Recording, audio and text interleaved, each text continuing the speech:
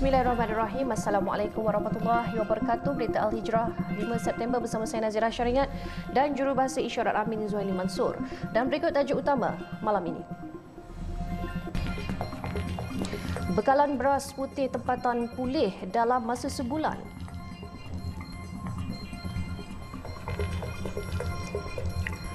Juga hasil kerang-kerangan di perairan pantai Teluk Bahang tidak selamat dimakan.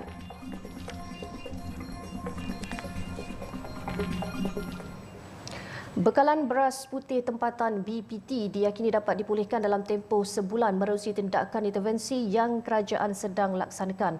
Menteri Pertanian dan Keterjaminan Makanan Datuk Seri Muhammad Sabu berkata, langkah itu turut dijangka mampu meningkatkan lebih 20% kota pengeluaran beras di seluruh negara.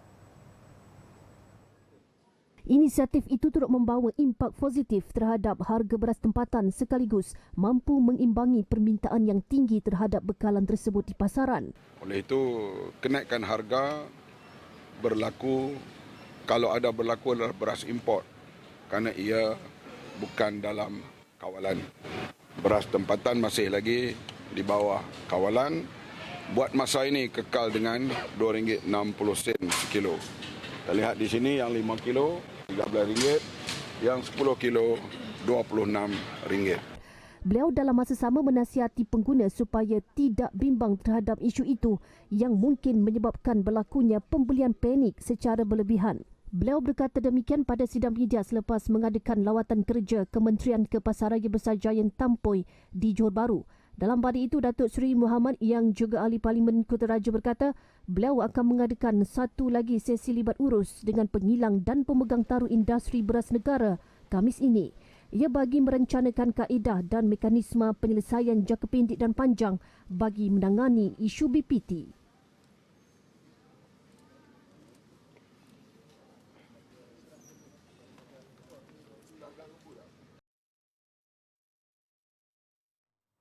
Sementara itu, Persatuan Pengguna Kedah atau KED berharap agar kerajaan dapat menghapuskan monopoli beras negara bagi memberi peluang kepada pihak lain untuk bersaing dalam industri pemakanan itu.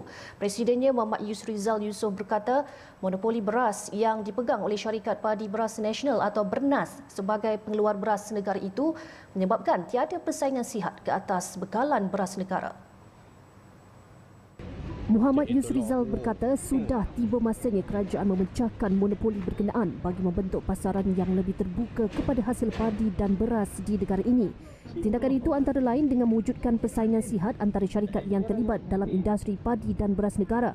Baru-baru ini BERNAS mengumumkan kenaikan harga beras putih import daripada RM2,350 kepada RM3,200 bagi setiap tan metrik dan pelarasan harga bagi beras putih import di seluruh gudangnya di seluruh negara itu adalah sejajar dengan harga global semasa bagi beras putih import. Jelasnya, pengumuman BERNAS itu sekaligus menimbulkan kerisauan kepada pengguna dan tidak mustahil harga makanan di restoran akan naik mendadak selepas ini. Kita harap supaya monopoli ini dihapuskan dan kata ini dihapuskan supaya membuka lebih banyak peluang-peluang kepada peniaga-peniaga baru untuk bersaing dalam bidang industri pemakanan ini.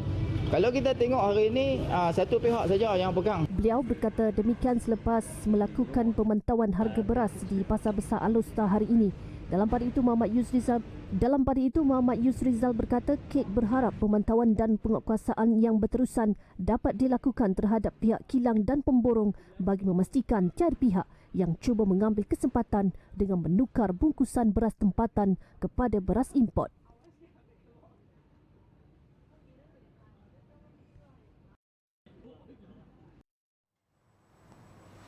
Dalam pada itu, Persatuan Pengguna Kedah turut mendakwa isu kekurangan minyak masak paket kembali menghantui pengguna. Ekoran barangan itu sukar didapati di premis perniagaan sejak minggu lalu.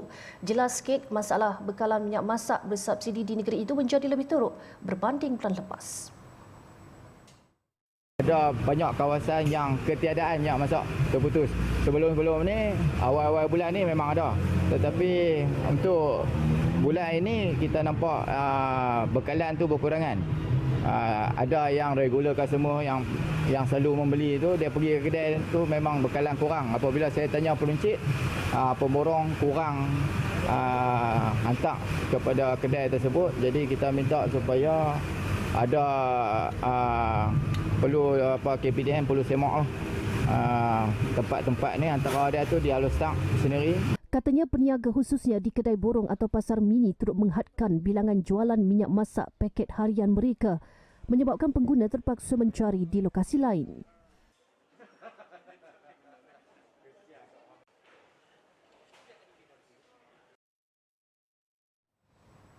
Hasil kerang-kerangan di perairan pantai Teluk Bahang bahagian lepas Pulau Pinang tidak selamat dimakan susulan fenomena air pasang merah minggu lalu.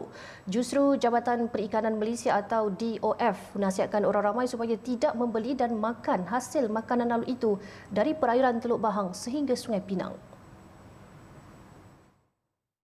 Mengulas mengenai bahaya tersebut, Pengarah Perikanan Perak Muhammad Ghazali Manap menjelaskan, berbeza dengan ikan yang boleh dimakan, isi kerang tersebut boleh mengandungi toksin kerana alga spesies Noctiluca scintillans.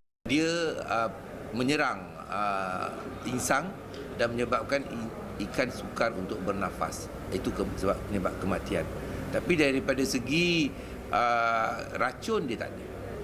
Ikan itu selamat dimakan tu. Tapi kalau tuan-tuan memakan kerang-kerangan, itu bahaya.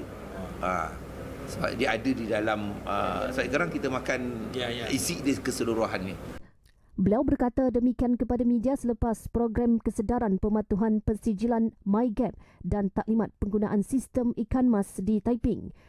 Katanya fenomena air merah yang berlaku disebabkan ledakan alga spesies Noctiluca scintillans tersebut telah disahkan namun tidak berbahaya kepada manusia.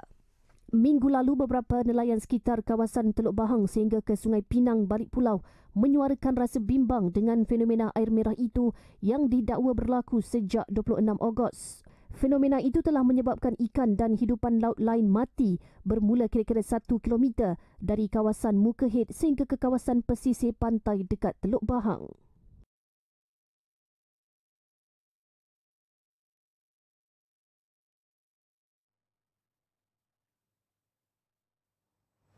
Baik, bekalan telur ayam di Kelantan kurang sejak lebih sebulan lalu berikutan pemborong menerima bekalan yang sedikit daripada peladang.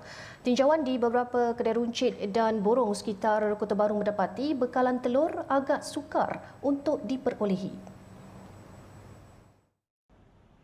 Peniaga kedai runcit Amalin Syahira Huzaini berkata bekalan telur semakin kritikal sejak seminggu lalu menyebabkan dia tidak dapat membelinya sejak beberapa hari lalu. Katanya sudah 3 hari dia mencari stok telur di lebih 4 kedai borong namun hampa apabila tidak memperoleh bekalan untuk dijual di kedai runcit milik ayahnya. Saya dah pergi dah beberapa 2-3 tempat dan telur tak ada, habis kehabisan. Jadi saya pun buntu. Tak tahulah macam mana. Jadi bila lagi bayar? 2-3 hari dah saya.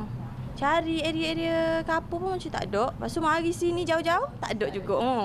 Dia berharap pihak berwajib dapat menyelesaikan masalah bekalan telur ini memandangkan telur merupakan salah satu makanan yang mendapat permintaan tinggi di negeri ini kerana selain dijadikan lauk, ia juga bahan utama untuk membuat kuih muih. Bagi peniaga roti canai Lili Zaira Muhammad Zain, dia terpaksa menetapkan jadual pembelian telur di beberapa pasaraya sekitar Kota Baru bagi memudahkannya mendapatkan bekalan bahan tersebut kerana memerlukan hampir 100 biji telur sehari untuk membuat roti canai. Nak kata mudah taklah mudah tapi kena ikut hari lah. Macam hari ni dekat Maidin, kalau hari lain dekat TF.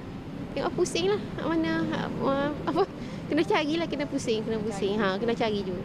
Tapi kalau ikut luar tu ada cari tak? Hak tu bila dekat pasaraya dah tak ada dah. Baru cari dekat dekat luar lah, kedai runcit mahal sikit lah. Dia punya sebab kita ambil banyak kita guna banyak. Tinjauan di Pasaraya Maidin pula mendapati bekalan telur masih dapat diperolehi setakat ini.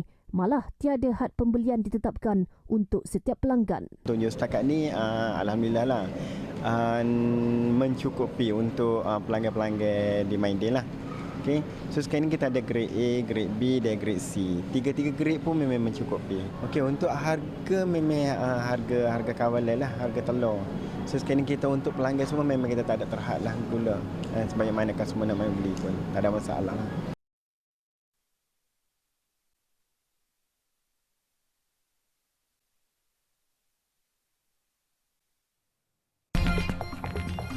Selepas ini, pendidikan TVET jangan pandang sebelah mata. Alhamdulillah, bertemu kembali. Pusat Pengajian Kehakiman Mesir bersetuju untuk menawarkan kerjasama kursus kehakiman kepada pegawai syariah di Jabatan Kehakiman Syariah Malaysia atau JKSM bermula tahun 2023 atau 2024. Menteri di Jabatan Perdana Menteri Hal Ehwal Agama Datuk Dr. Muhammad Naim Mokhtar berkata, usaha itu bagi memperkasa kompetensi serta kepakaran pegawai syariah khususnya hakim syar'i dalam membuat keputusan-keputusan penghakiman dalam kes-kes yang dibicarakan di Mahkamah Syariah. Terdahulu, Datuk Dr. Muhammad Naim bersama agensi Jabatan Perdana Menteri Hal Ehwal Agama iaitu JKSM mengadakan kunjungan hormat kepada Pusat Pengajian Kehakiman Negara Mesir di Kahirah. Kehadiran delegasi disambut Timbalan Menteri Keadilan Mesir, Umar Al-Ansori. Jelas Datuk Dr. Muhammad Naim, kunjungan hormat itu bagi mempelajari sistem pentadbiran keadilan negara Mesir. Tambah beliau, usaha untuk menambah baik sistem pengurusan latihan kepada pegawai syariah di JKSM telah dipersetujui oleh Kerajaan Mesir sejak beliau menjawat Ketua Hakim Syar'i pada 2022. Namun, ia tertangguh akibat COVID-19. Usaha pemantapan kepakaran pegawai syariah ini selaras dengan pelan transformasi Hal Ehwal Agama menuju Malaysia Madani atau Al-Falah yang meletakkan teras kemuliaan syariah selain memartabatkan perundangan dan kehakiman Islam.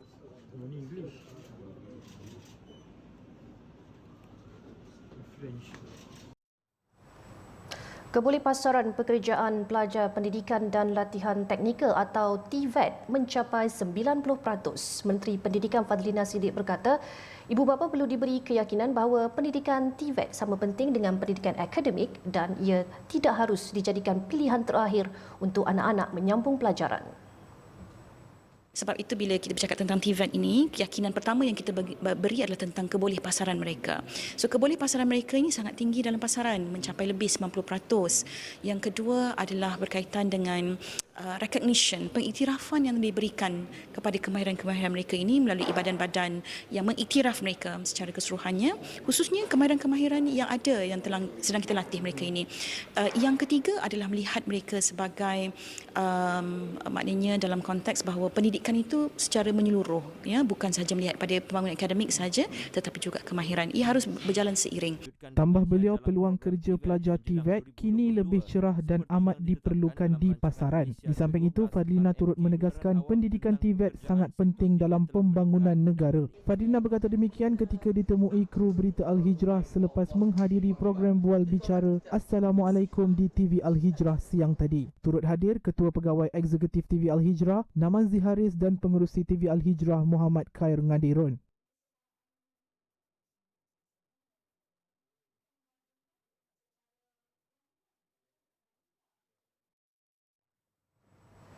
Universiti Islam Antarabangsa Malaysia atau UIAM menyerahkan Reading Hub kepada Sekolah Menengah Kebangsaan Sungai Pusu Gombak bagi memupuk budaya membaca dalam kalangan murid.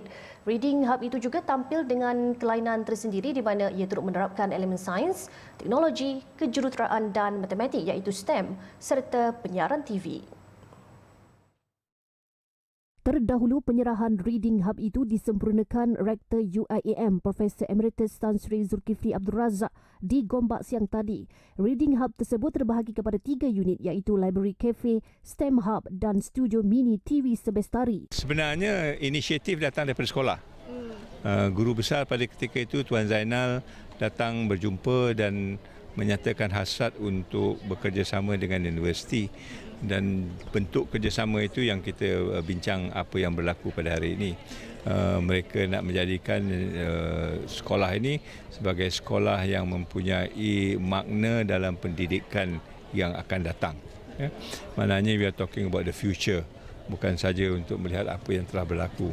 Jadi kita sama-sama melihat apa yang boleh kita lakukan dan soal-soal yang dikatakan tadi, misalnya soal alam sekitar, soal bagaimana kita semula, soal bagaimana pelajar-pelajar boleh menjadi lebih independen dan belajar sendiri.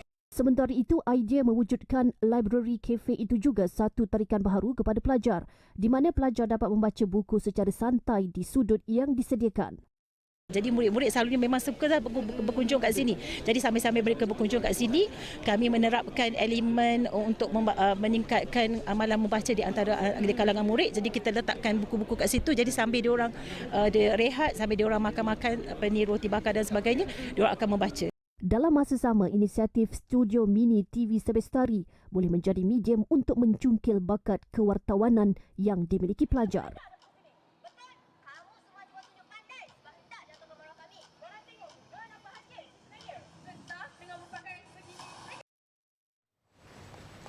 Penganjuran Asia Islamic Tourism Expo atau ITEX 2023 yang memberi tumpuan kepada produk dan perkhidmatan pelancongan Islam, haji serta umrah akan berlangsung pada 13 hingga 15 September ini di Sunway Hotel Resort.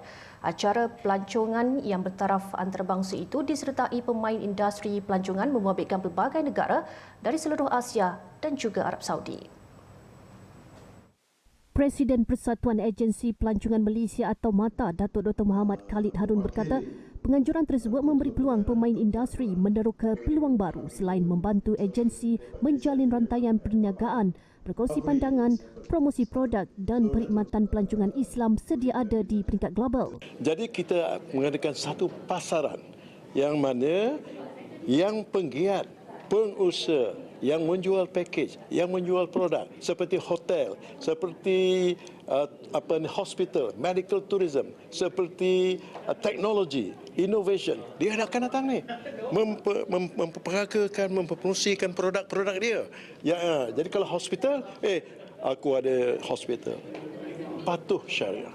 Orang kita akan tertarik lagi kan, ini bagus. Sekarang ni banyak hospital yang patuh syariah sudah berjaya. Begitu juga hotel. ITEX 2023 dianjur dengan kerjasama Persatuan Agensi Pelancongan Malaysia atau MATA, Malaysia International Tourism Development Association atau MITDA, Global Islamic Tourism Organisation atau GITO serta Santai Travel. Program yang diadakan selama 3 hari meliputi 3 acara utama iaitu persidangan ITEX, pameran ITEX dan kemuncak Malam Anugerah Pelancongan Islam Sedunia WITA 2023. Pameran ITEX akan dibuka dari jam 10 pagi hingga 6 petang bagi pengunjung melihat perkhidmatan serta jualan pakej pelancongan serta umrah pempamer yang mengambil bahagian. Ia dijangka dihadiri kira-kira 30,000 pengunjung tempatan serta dari seluruh Asia.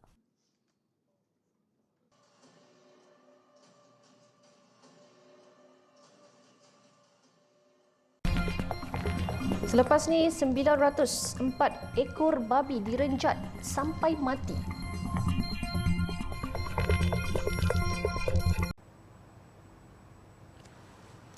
Lagi pembunuhan rakyat Palestin di tebing barat. Terbaru pemuda Ayid Samih Khalid 21 tahun maut ditembak Zionis di bahagian kepala dalam serangan tentera Israel ke atas kem pelarian Tulkarim.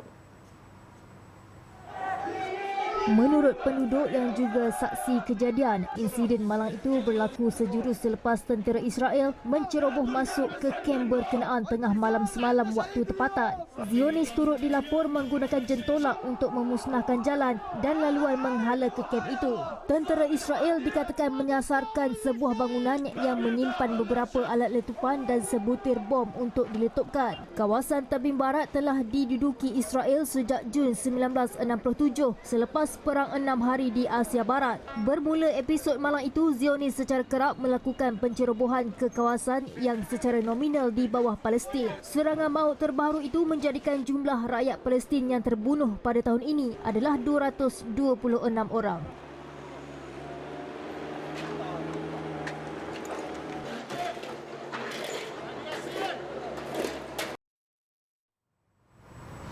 Bunyi letupan kuat di sebuah stesen minyak di ibu kota Yaman di Sana'a mencetuskan kebakaran besar di stesen terbabit. Bagaimanapun tiada kemalangan jiwa dilaporkan berlaku. Letupan berlaku di stesen minyak Muzafir yang terletak berhampiran kem tentera Al-Qurafi. Sana'a merupakan salah satu wilayah dikuasai puak penentang kerajaan Houthi. Bagaimanapun kumpulan Houthi dalam satu kenyataan berkata kebakaran tersebut berkemungkinan berpunca daripada litar pintas yang mengakibatkan letupan trailer tangki gas di stesen berkenaan. Sementara itu, penduduk di kawasan sekitar sudah mengosongkan kediaman masing-masing sebagai langkah keselamatan kerana dikuatiri terdedah risiko api merebak sementara usaha memadam kebakaran masih diteruskan.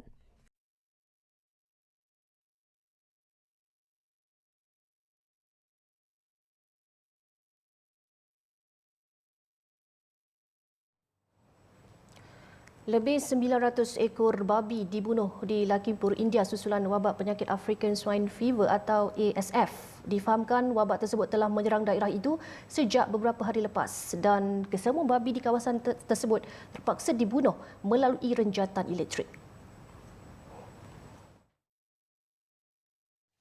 Menurut laporan media tempatan, proses membunuh kesemua babi di ladang ternakan babi di Kampung Lamu melibatkan 10 doktor haiwan. Salah seorang doktor yang terlibat memaklumkan bahawa mereka terpaksa mengambil keputusan tersebut kerana masih tiada rawatan dan vaksin untuk melawan wabak ASF di India pada masa ini. Kesemua babi yang dibunuh ditanam di satu kawasan khas yang terletak berhampiran ladang tersebut. Dalam pada itu, bagi penternak, wabak ASF semestinya memberi kesan buruk kepada mereka. Salah seorang penternak berkata dia alami kerugian besar kerana kesemua babi ternakannya dibunuh akibat dijangkiti virus tersebut. Virus demam babi Afrika menyebabkan demam berdarah sehingga boleh membawa maut.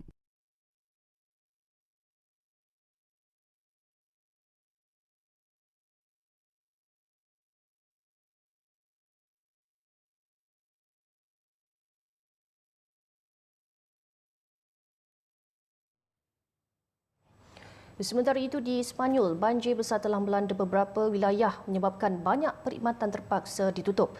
Setakat ini 3 orang dilaporkan maut. Hujan lebat yang secara tiba-tiba sejak Ahad lalu itu menyebabkan air naik secara mendadak sehingga aliran lumpur menutupi banyak laluan jalan raya serta kereta api bawah tanah dan menghanyutkan kereta. Wilayah yang terjejas teruk adalah Madrid, Castile, La Mancha, Catalonia dan Valencia. Sementara itu, seorang daripada mangsa yang maut itu dijumpai terperangkap dalam lift yang dipenuhi air, manakala seorang lagi ditemui berada di dalam kenderaan. Helikopter turut digunakan untuk memindahkan mangsa yang berlindung di atas bumbung rumah mereka susulan kenaikan paras air di kawasan Toledo, kira-kira 50 km dari barat daya Madrid. Dalam pada itu, hujan batu turut dilapor turun di banyak kawasan.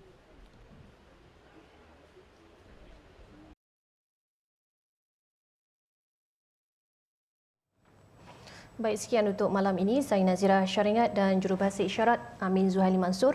Satukan ummah dengan ilmu bagi memperkasa Malaysia Madani. Assalamualaikum warahmatullahi wabarakatuh dan selamat malam.